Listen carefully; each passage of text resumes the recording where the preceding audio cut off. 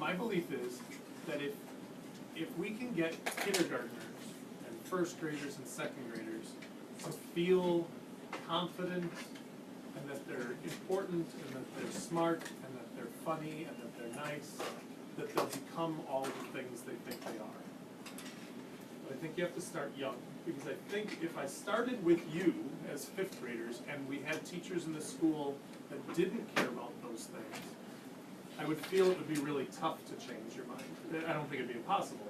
I think it'd be tough. Whereas I think if we start really young, talking to kindergartners, and getting them to see just how wonderful and amazing they are at a 5-year-old level or 6-year-old level, that we can convince them that they're all those things that we let them know they are. So the KinderPals program for me is a way of building the self-esteem of little kids so that they'll become amazing big kids and amazing adults. So I'm investing in me. Like, if I put in all this work with you to put in all this work with the kindergartners, they'll come to 5th grade and be great kids for me, so that I don't have any troublemakers and rotten children. Right? See how it's selfish? Just for me. No, it's really not just for me. Do you see how that could actually benefit teachers, though? And it could benefit parents, and it could benefit our society? Mr. Mendoza, please call the office. So, Mendoza, please call the office. the thing is even a kindergartner is smart enough to know that if you tell them they're smart, they're not necessarily just going to believe that they're smart. You know, you have to show them they're smart. And you have to prove to them that they're smart. But kiddos, smart in our room, we've talked about it before. It's not about getting a grade on a test. Smart can be so many things from our marble theory, right? And we need to use the term we have to either stay away from the term smart, or we have to use it to mean all of those other things when we're working with our kindergarten. Do you understand that I'm trying to train you to be a kindergarten trainee? Trainer? Kindergarten trainer? Yeah. So here's what my hope is. My hope is that we can meet with our kindergarten KinderPal once a month for the rest of the year.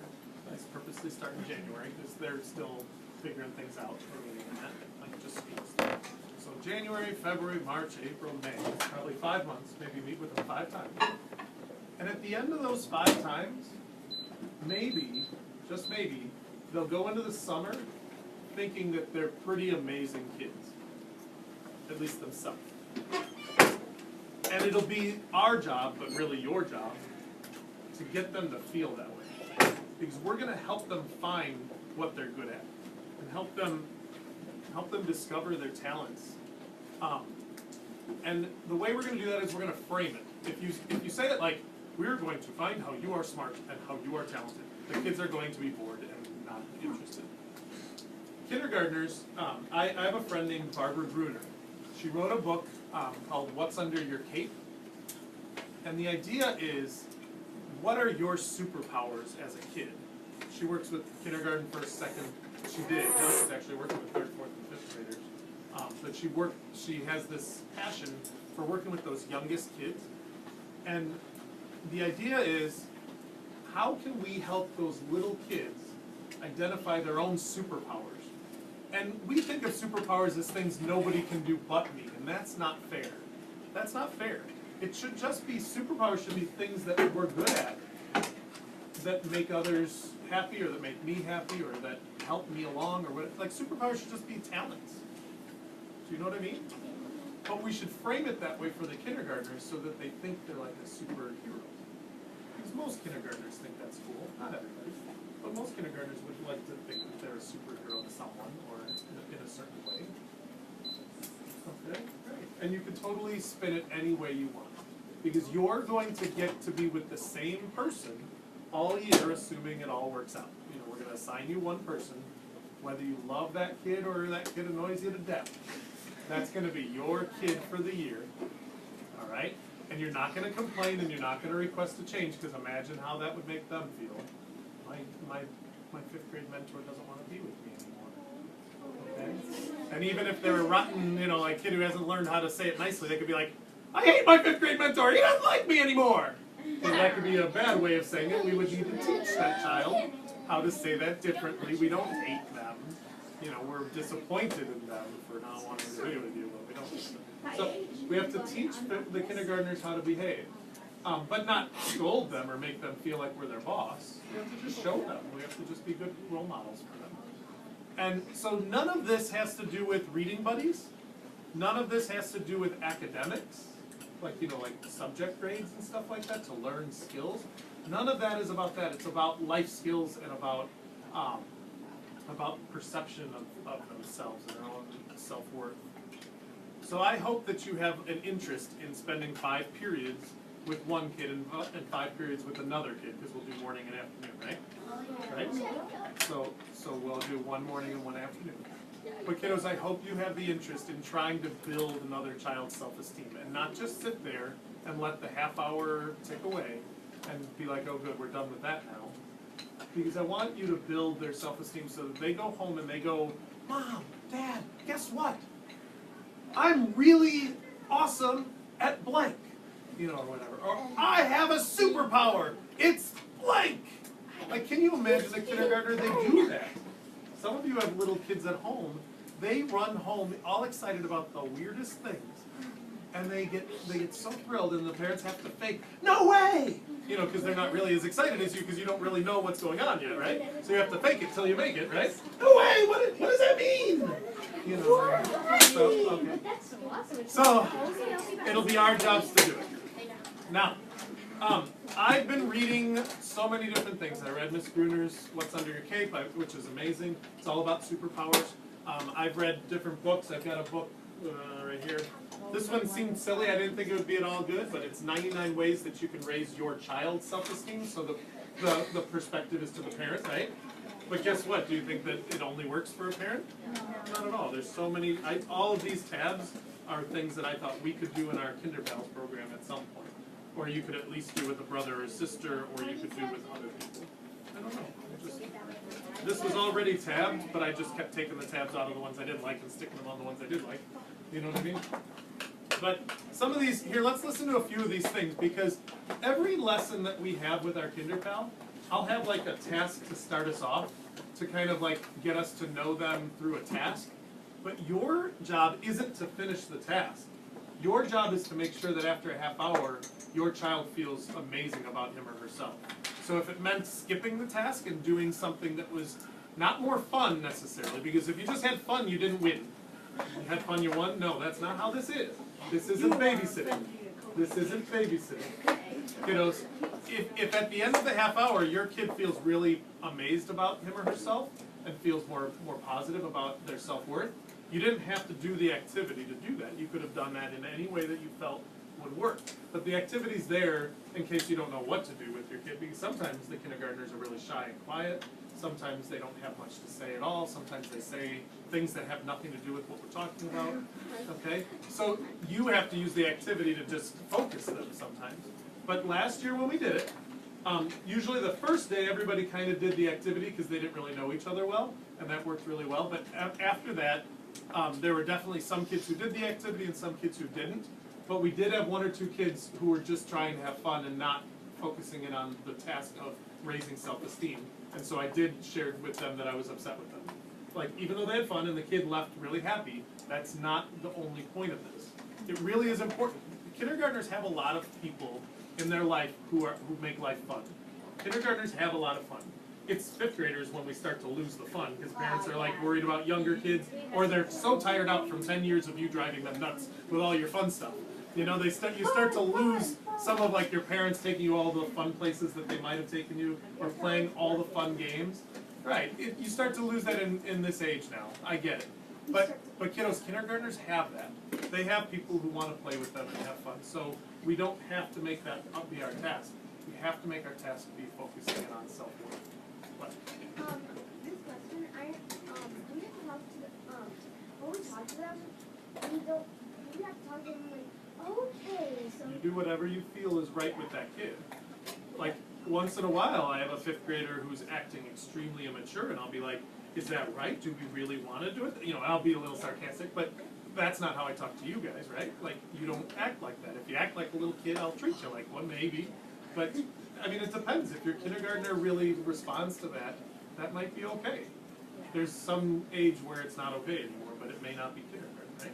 I remember being a kid and then she was like, oh, okay, so your problem, I was like, speed up. But you maybe were different, so you have to read your kid. Do you guys all understand this is, hey guys, ignore those around you. This is about you and your kid. You and your kid. Ignore those around you. Don't do what they're doing just because it's a good idea. Focus in on what that kid needs. Oh, we'll get to it, buddy. Don't worry. I have a plan. I've always got a plan. You do? Yeah. So kiddos, let me read some of these raise your child's self-esteem ideas. Keep in mind, just like the science fair project packets and books, I said don't just take it for what it is and just do that project. You might have an idea that comes from this. So some of them we can't actually do, but you might have ideas that could be a spin-off of it. Are you sure you understand? Be smart about that. Don't say, oh, so we can all go outside and dig in the dirt? Well, no, there's snow and ice out there. So be smart to transition this to make sense for us. Boys and girls, are you understanding? Transition this to something that works for us. All right, they're just really short, quick ones. Ready? Remember, they're written to the parent perspective, so you got to turn it to your perspective. Let your child know it's okay to make mistakes and admit all of your own mistakes. Admit whenever you have mistakes and show them that mistakes are fine. Laugh at your child's jokes, even when you don't get those jokes. Oh my gosh, I can't tell you how many times my niece told knock-knock jokes that made no sense. Oh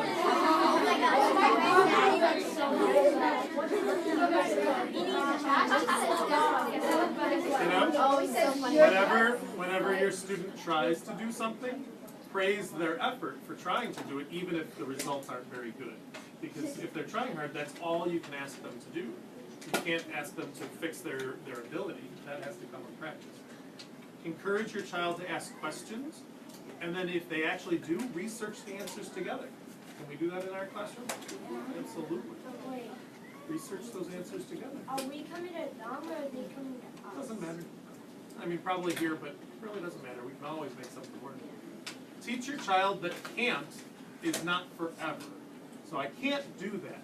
Well, maybe you will be able to in 3 or 4 years. Or maybe if we practice today, we'll get better and soon we'll be able to do it.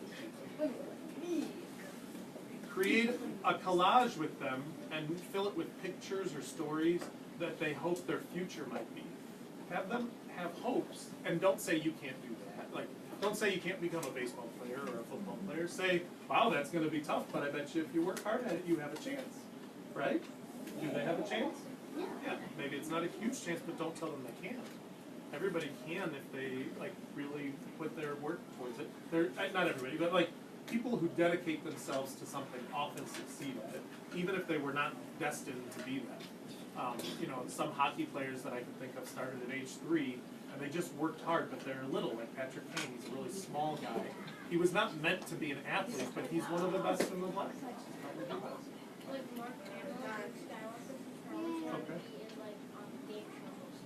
Okay. That's fine. Yeah, and so sometimes you find a path that works for you, but it's not exactly what you set out. Teach your child that all people are entitled to their own points of view. Respect that your child has his or her own point of view too. Even if that's a silly point of view, respect it and say, well, I have a different opinion, but I like that you have your opinion. Do you want to hear my opinion even though it's different? And ask them and try to teach them that they do want to hear your opinion. You know what I mean? But say, hey, guess what? I have a different opinion, but I'd love to tell you what it is. All right? Create an I can, and ask your child to decorate like an old can with stickers, construction paper, and crayons. And every time your child masters a new skill, write it on a piece of paper and put it in the can. And then check on it once in a while to see if your child is learning. So we could actually do something like that. It doesn't have to be a can, but you could think about it. It could be like, let's put our skills into this. It doesn't have to be a can, right? Are you creative enough to see options and possibilities? You think about it. Think about it. Go for a walk and write a poem about your neighborhood. We wouldn't do our neighborhood, but think about how you could change that. Play school together and let your child be the teacher. How many kindergartners, think about it for the kindergarten perspective, how many kindergartners wouldn't love being your teacher? And you can just say, let's play school. But guys, here's the thing, you're gonna be thinking, well, this is fun for them, and that's not our only goal. You have to be constantly thinking, how can I show them what they're good at? So when you're playing school and they're having fun, you're telling them, man, you are so good at this, let's write it down. I'll tell you what we're writing it down later on. But you're gonna identify their skills that they have, the things they're good at. Do you understand? That's the purpose. It's not the fun part. The purpose is to identify those skills. All right? You'll be surprised actually how much you'll learn being the student. Even if it's something you think you know well and they are teaching you something you already know, you'd be surprised. Kindergartners know stuff you don't know. What's your view on that? You can create like a still life, kiddos. That's like a bowl of fruit, but it doesn't have to be. And then you draw it together. Have you ever done that in art class or whatever? Still life. So you draw still life together. That might be a way of having one of your skills or talents be able to go with the other student. Get some note cards and decorate them and use them as birthday cards or get well cards for family and friends. Maybe make cards together. Work together to make the world's scariest, funniest, or most creative creature ever. It can be a drawing, it can be made out of felt and fabric, it can be made out of different things, but keep in mind we only get a half hour together, so you probably don't want to take on a huge project, right everybody? Probably want to keep your project short. Remember, kindergartners can only keep an attention span for a short period of time. Really remember though, they lose interest, even if it's fun, they lose interest in about a half hour with certain things. Not with video games, that has a tendency to be addictive, I know that's different. But with certain things, it can be very hard to do more than a half hour. Spend an afternoon drawing crazy animals with your child and use the wings of a bird, the tail of a tiger, and the feet of a pig all on one animal. See how many wacky combinations you can come up with together. Create a personalized maze for your child to solve. Maybe put like a picture at the start and a picture at the end that maybe makes them want to go that direction on the maze. Make holiday decorations with your child. It's kind of after the season for that, but after the festivities are over, pack them away carefully and make sure they bring them out again next year. Make sock puppets together. You can use buttons for eyes, felt for mouths, and yarn for hair. Use your puppets to put on a little parent-child puppet show, or in your case, mentor-mentee puppet show. That's what they call the kindergarten. Mentee is what they really call it. When you mentor somebody, that person is your mentee. Have a scavenger hunt. It says in your home, but you can modify it. If your child is already reading, leave riddles around the house that will take him or her from place to place. But are our kindergartners all reading? You might have to use picture clues. If she isn't reading yet, leave picture clues. The notes should lead to a final spot where a favorite treat is waiting for her. You can say, man, are you good at following clues to find stuff? Or, man, are you good at guessing and checking? We could give them like a cool pencil or something. But all of these are ideas that you can come up with. Tell a favorite fairy tale, but replace the main character's name with your child's name. Yes. Doesn't Sam and the Beanstalk have a nice ring to it? How about Phoebe and the Three Bears? It's better than the actual. Put together a special cookbook of all your child's favorite snacks and meals. You can ask them what they like to eat, and we can try to find recipes together. Let your child illustrate the cookbook and try making some of the recipes together. We probably couldn't make them, but we could probably write the cookbook. Work together to make a detailed map of your neighborhood or your school. Be sure to include your child's favorite places like candy stores, swimming pools, the greatest sledding hill, and his best friend's house. Then go outside and actually follow the map. Make paper snowflakes together. Hang them in the window. Be sure to tell your child that no two snowflakes are the same, which make each one special just like him or her. They change it over, him and her, just so you guys know. So you guys get that? That's the point, is you're focusing on the self-esteem. While you're both waiting in a restaurant, take time to play I'm thinking of an animal. So are we really waiting in a restaurant, or do we play that here? Are you modifying it? You gotta do that in your head. Have your child ask yes or no questions until she or he can guess what animal you have in mind, and then reverse roles. Let them have an animal in mind, and they might get it wrong. So you might say, do they have a tail? And they might say no, and it really does, but you don't point it out. That this isn't the time to correct them and to teach them. This is the time to make them feel good. I mean, it'd be different if it was something that hurts something not to know. But do you think it matters if a panda bear has a tail or not? No, it doesn't. So if they say no, and it is, you don't correct them. Do you guys get that? It's just, that's a different purpose. to it. Doesn't mean you never correct them though. If there's something that's unsafe that they think about or whatever, you definitely can teach them about like stranger danger if it comes up or safety or whatever. Do you understand that? Give them good advice, but don't think that your job is just to be teacher. Create a secret language that only you and your child understand. Oh yeah! But remember, they don't all read. So just because the letters work for you doesn't mean they know how to read them. Learn to play your child's favorite online video game or game online, but be careful. Remember that you have to be able to do something where you can just identify their strengths. Seriously though, I get it. My niece and nephew play all the time, but do you think I'll be happy if I see you doing that for much? No, it's kind of like just show me your talents and then let's move on. But I would use that one as an end thing, not a beginning thing, because nobody's going to want to stop doing that. Use your video camera or an iPad to make a commercial together. Build a snowman together. That one I just thought was neat, but we probably can't do it. Alright, so kiddos, take one of these and pass it down. Take one and pass it, take one and pass it. Take one and pass it. Oh my god! It's over here! Bring me back the leftovers, please. Wow, here's a weasel.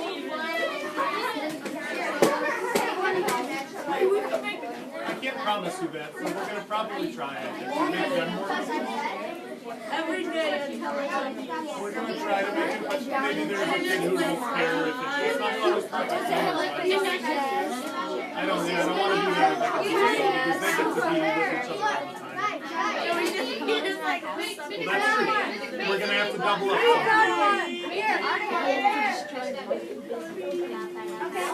Does everybody have one? All right. Kiddos, give me 5. First of all, stop for a second because you're being a little silly. Thank you.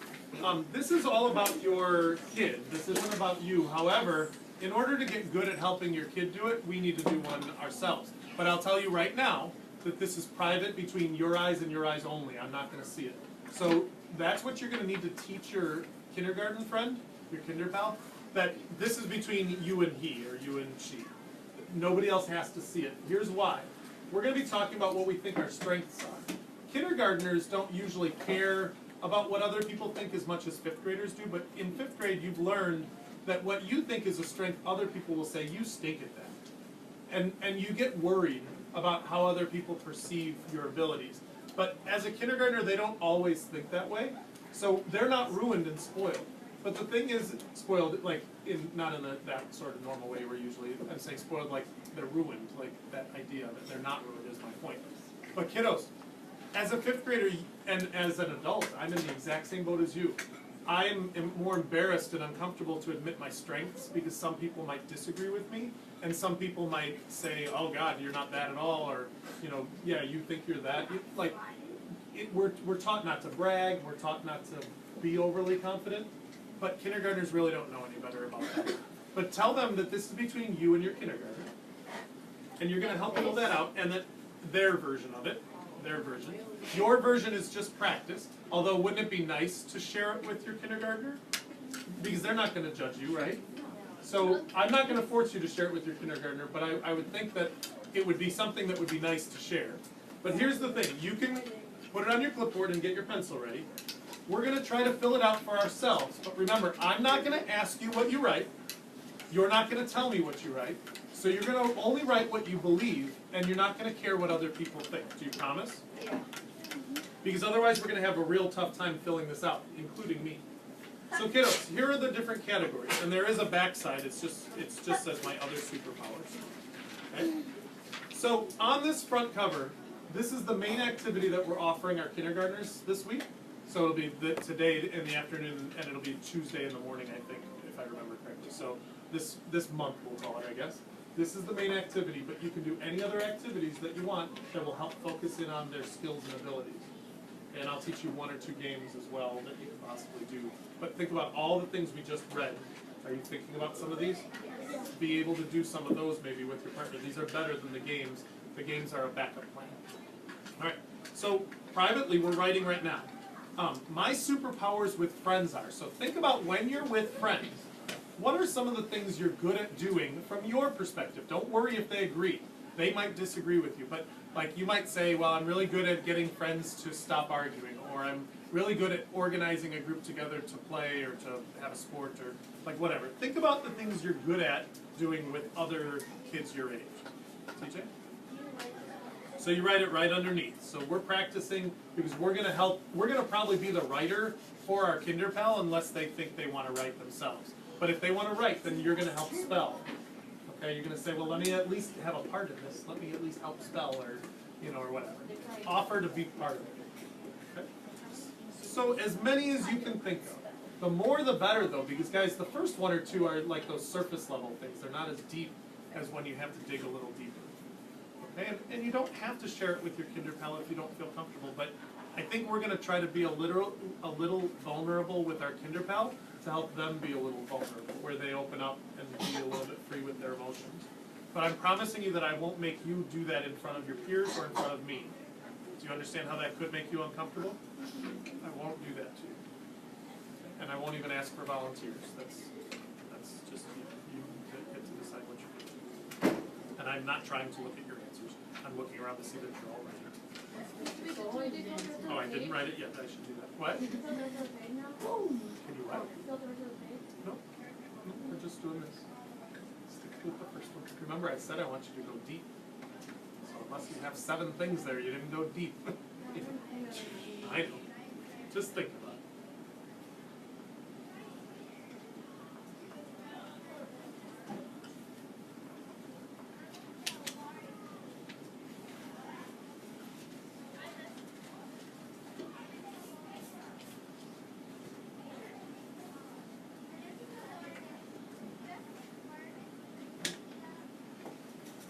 Notice how we don't focus on our negative qualities. Like I'm thinking some things I'm bad at with friends, and I'm not focusing on those, right? It's about making me feel better about myself by the end of this.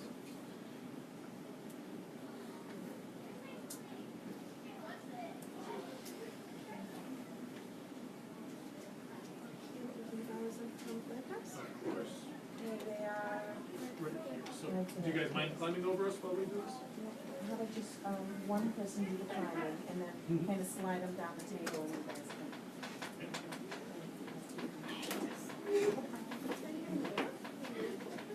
Kiddos, some of you have a bunch, so I'm going to introduce the next one if you've got a bunch.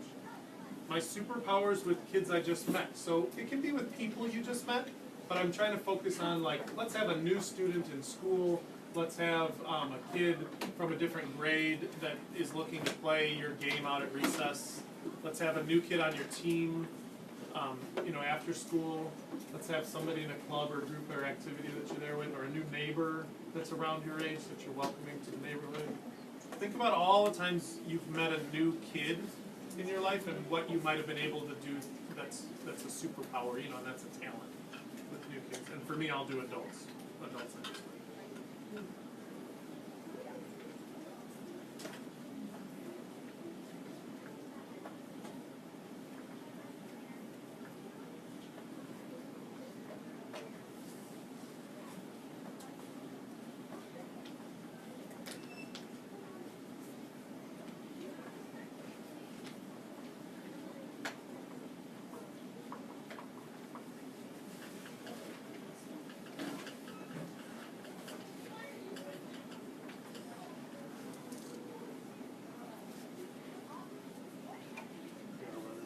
So I guess I do have to say go ahead and try to finish this, but can you at least get one on each section for now, just so that you've at least experienced it, but can you not be afraid to add more to it, maybe with your Kinderpal? So where are we writing with, for the Kinderpal? So you're gonna have another sheet for your Kinderpal. Does everybody understand? I'm gonna give you a new sheet for your Kinderpal? Yeah. Okay. So superpowers while playing with others, that might overlap with some, but keep in mind, these are friends you already know. Superpowers while playing by yourself, superpowers with your family, superpowers as a student, and then my other superpowers are on the back. See them all?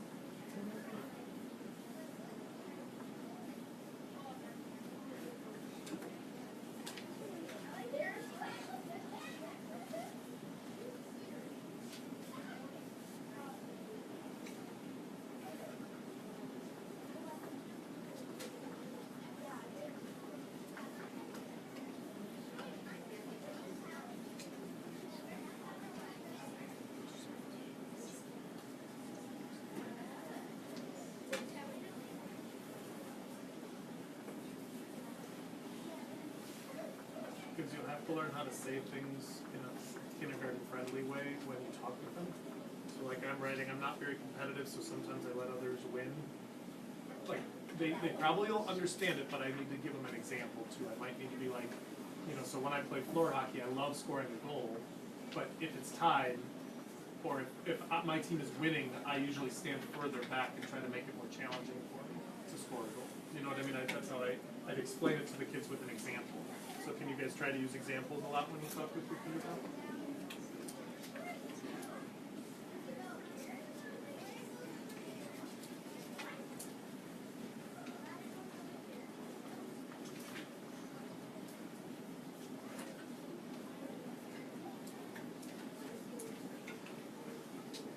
They're going to have a lot of time coming up with things, so you're going to have to ask a lot of questions. Like, do you ever play? What do you like to play by yourself? Or like by playing by myself. What do you like to do at home when you're alone? What games do you like to play? Do you like video games? What video game? How have you been able to do